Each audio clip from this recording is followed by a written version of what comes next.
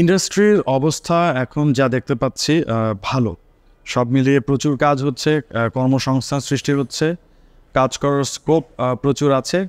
কেউ যদি ভালো কিছু করতে চায় এখন সম্ভব বলে মনে করি। আসলে প্ল্যান করে এই মুহূর্তে চলাটা খুব কঠিন, কারণ আসলে ভবিষ্যৎটা জানাটা খুব কঠিন। কারণ আমি যখন সিডি যুগে এসেছিলাম আমি জানতাম না যে সিডিটা আর কিছুদিনের মধ্যেই পৃথিবী থেকে চলে যাবে, অনলাইনে সব কিছু অনলাইন বেসড হয়ে যাবে। তো এখন সব কিছু অনলাইনে আছে। ফিউচারে যে মানুষ বাতাসের মধ্যে গান শুনতে পাবে না, দেখতে পাবে না, সেটা কেউ জানে না। তো আমার মিউজিক নিয়ে প্ল্যান হচ্ছে মিউজিকটা করে যাওয়া, আরও এক্সপ্লোর করা, আরও বিভিন্ন জনরা নিয়ে কাজ করা, বিভিন্ন মিউজিক ডিরেক্টরের সাথে গাওয়া।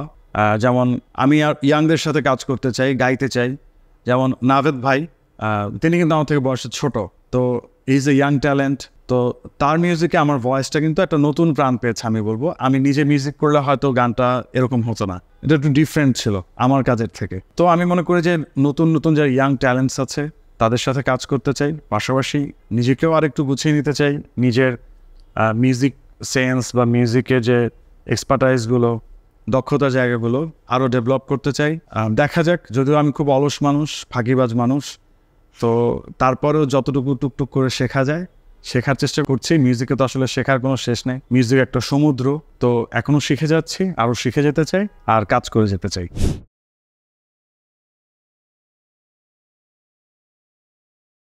এটার তো ভালো মন্দ দিক দুটোই আছে। টিকটককে অনেকেই অনেক নেগেটিভলি দেখে, কারণ এর মধ্যে দিয়ে যদি কোনো অশ্লীল কিছু ছড়িয়ে যায় সেটা অবশ্যই খারাপ। কিন্তু যদি এখন যে কোনো ধরনের প্রমোশন, গানের প্রমোশনের ক্ষেত্রে এখন বলা হয় যে টিকটকে যে গানটা হিট হবে সেটাই হিট গান, এটা হয়ে গেছে এখন সিচুয়েশনটা। আগে তো আমরা হিট বলতাম, এখন সবাই বলে ভাইরাল, যেটা ভাইরাল হবে। তো সব মিলে খারাপ নয়। উন্নত বিশ্বের বা পাশের দেশের বড় বড় সেলিব্রিটিদেরকে আমরা দেখি যে তারা টিকটক করছে। তো আমি এটার ভালো মন্দ দুটো দিকে আছে।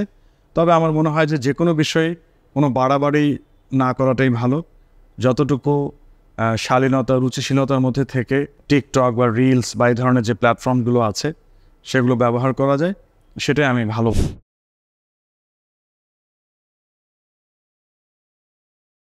খুব কঠিন।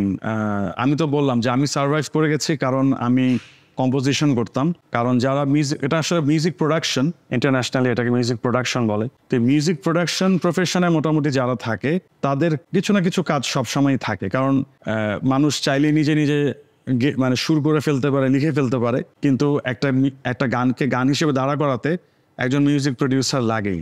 কারণ ইনস্ট্রুমেন্ট বাজানো, সাউন্ড ব্যালেন্স করা, এগুলোর জন্য একজন মিউজিক প্রডিউসারের শরণাপন্ন একজন সুরকার, গীতিকার বা গায়ককে হতেই হয়।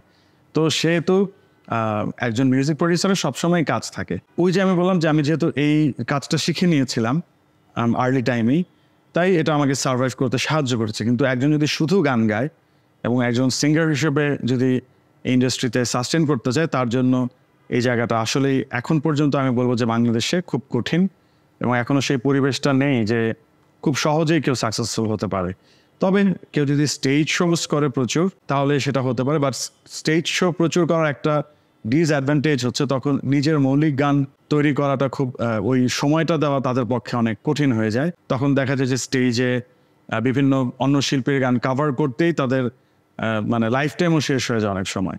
তো দেখা যায় প্রচুর স্টেজ শো করে হয়তো কেউ অনেক অর্থ উপার্জন করছে, কিন্তু তার যে নিজস্ব ক্যারিয়ারটা বা নিজের মৌলিক গান, যেটা তার আইডেন্টিটি বা পরিচয়, সেটা ক্রিয়েট করতে একটু কঠিন। আর ওই যে বললাম প্রফেশন হিসেবে গান নেওয়াটা এখনও আমাদের দেশে খুব একটা অনুকূল নয় আমি বলবো।